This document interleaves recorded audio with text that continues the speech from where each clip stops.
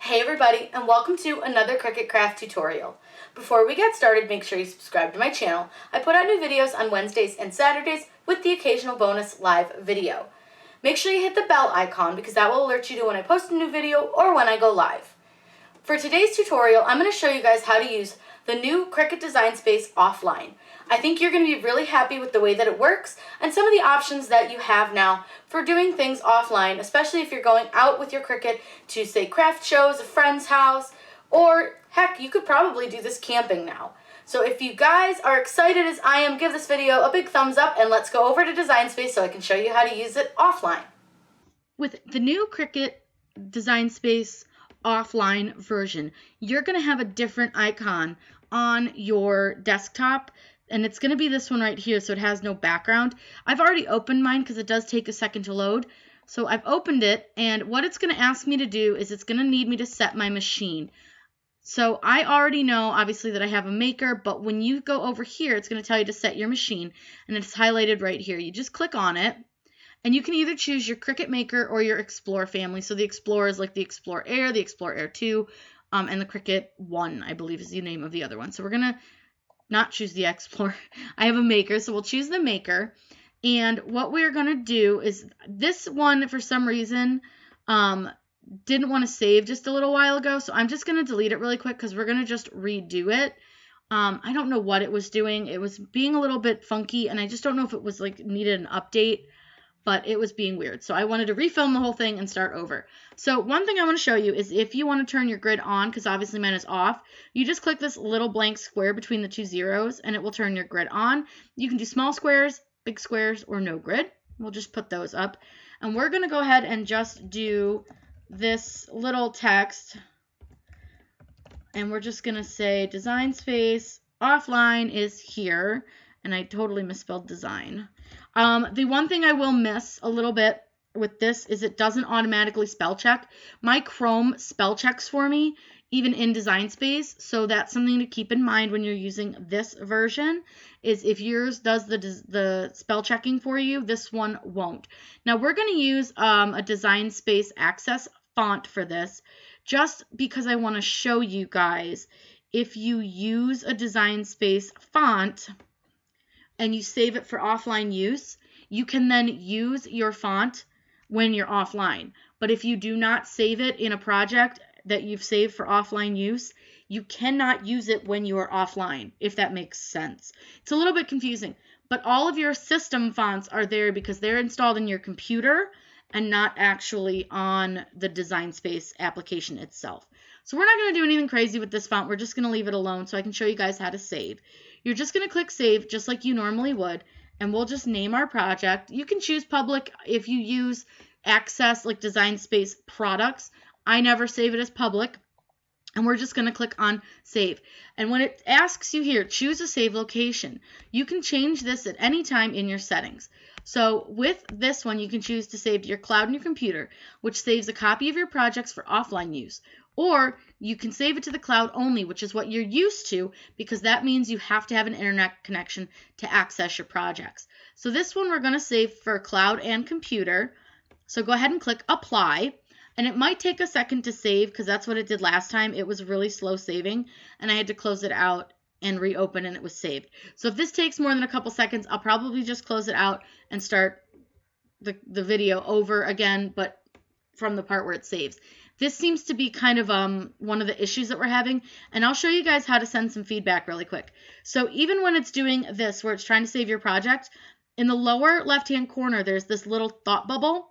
If you click on that, you can save feedback, or you can send feedback. So you can select a category. So you can do slow loading, crash, getting started, need help, fonts, canvas.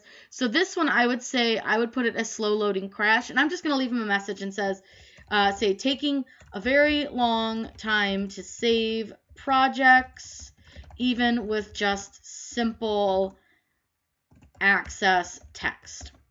You don't have to be too crazy. You can add a photo if you have like an error or something like that. You can take a screenshot of, but I'm just going to go ahead and send that. It's super helpful for them. So anytime you have an issue, just send that because it helps them fix any issues that they have. So now that we have saved this project, we can go into My Projects, and I'll show you how you can tell if it's saved for offline use. So you can see over here, this is the one we have saved for offline use just now. You see this little box with a check mark and then the 3 little dots. If you look over here at our semicolon, we do not have that box and we cannot use this offline. That little box means that we've saved it for offline use. But let's say that we do want to change this and save it for offline use. Click these 3 little dots and just click Save for Offline. That'll save it and you'll be able to use it offline. Now the beauty with that is you can just go through all your projects and do that if you want to. You can do select ones. It's up to you. So let me disconnect from the internet really quick.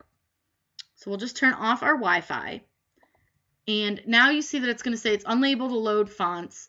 And that means with your Design Space fonts. And then it says, it looks like our connection was lost and there will only be certain content available. Okay, fine, no big deal. We'll open our Design Space offline text here. And we're going to replace the previous project. It's just the same one. It's just weird.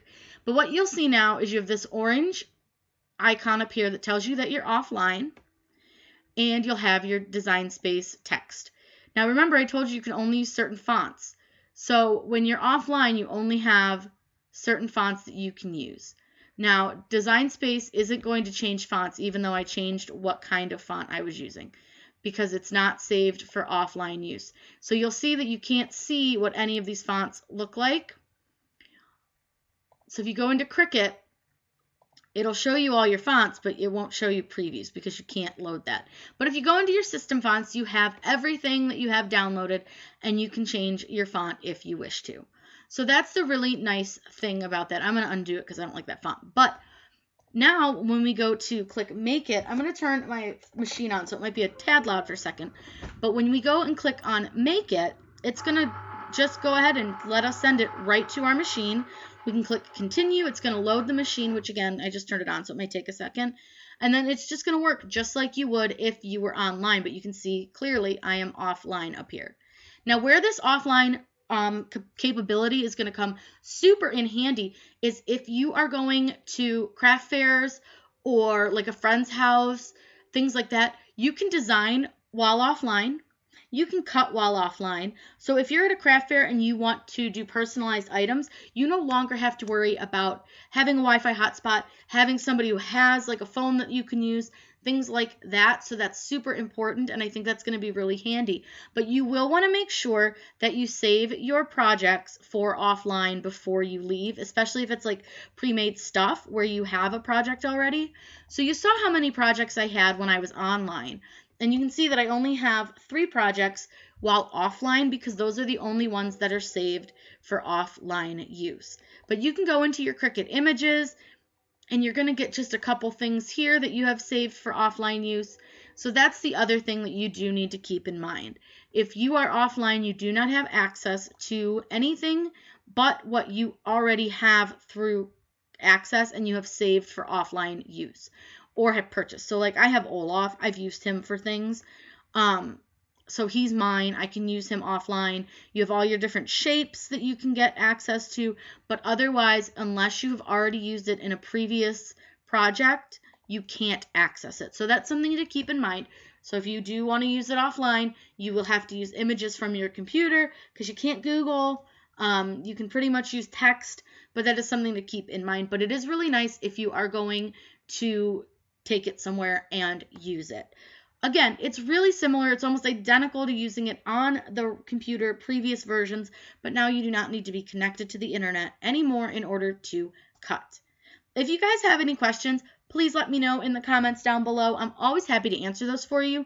Make sure you subscribe to my channel. I put out new videos on Wednesdays and Saturdays with the occasional bonus video. Be sure to give this video a big thumbs up if it helped you learn a little bit more about the new Design Space offline. Hit the bell icon because that will alert you to when I post a new video or when I go live. I hope you guys have a great day and happy crafting.